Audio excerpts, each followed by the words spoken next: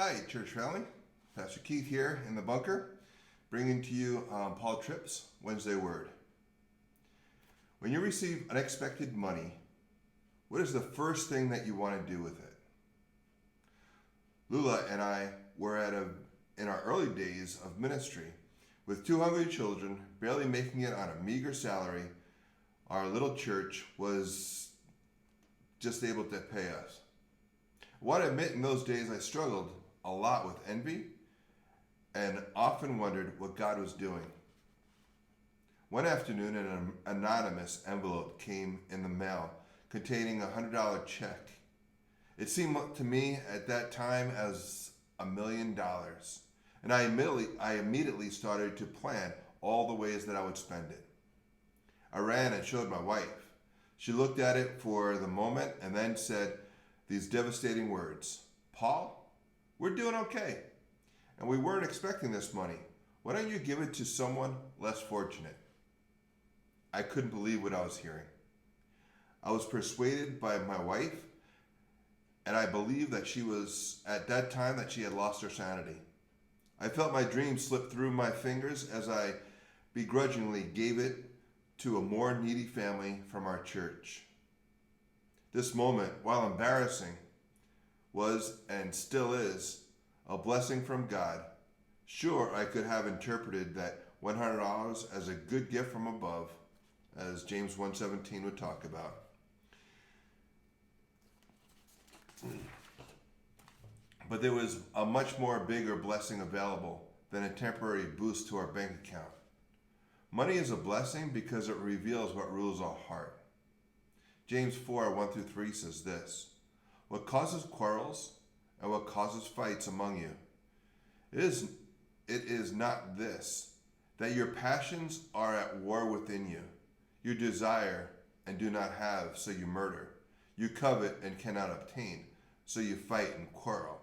You ask and do not receive because you ask wrongly, to spend on it your passions."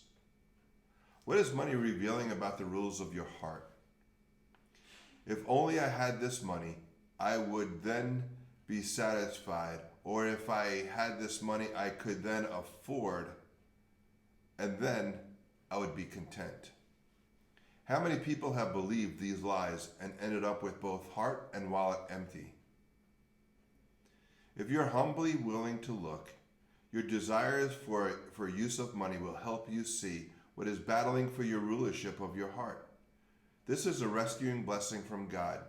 Deuteronomy 15:10 says this: "You shall give to him freely, the poor brother, and your heart shall not be grudging when you give to him, because for this the Lord your God will bless you in all your work and in all that you undertake." Money is a blessing because it allows us to respond to the needs of others. It is more blessed to give than to receive, it says in Acts 20:35.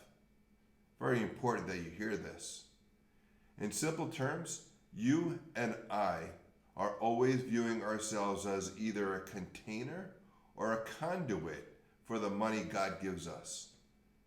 Either we want money to stop with us, it stops with us, so we are a container, because we have conceived many ways to make our life more pleasurable, or we think of ourselves as a pipeline, a conduit, if you will, and are excited that the money can bless and benefit the lives of others. God hasn't provided for us simply to provide for us, but in providing for us, he has enabled us to be a means of his provisions to others. If you give yourself to this lifestyle of conduit for the kingdom of God, you can get to watch your money do things that are literally of eternal consequence. Proverbs 3:9-10 says this: "Honor the Lord with wealth and with the first fruits of all your produce. Then your barns will be filled with plenty, and your vast will be bursting with wine." So as you interact with your money, whether you have much more or have very little, or whether it's budgeted or a surprise bonus, remember that money asks not just for your financial investment, but the allegiance of your heart as well. The struggle with money is a consistent reminder that we still live in a spiritual danger zone.